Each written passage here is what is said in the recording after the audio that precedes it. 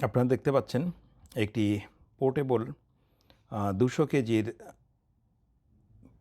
Digital scale এবং এটি 200 KG পর্যন্ত ওয়েট নিতে পারে এবং এটির টলারেন্স হচ্ছে 0.1 গ্রাম।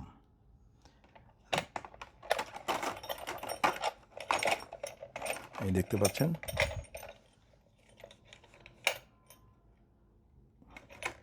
এটি দুটো ট্রিপল এ ব্যাটারির সাথে দিয়ে চালাতে হয় এবং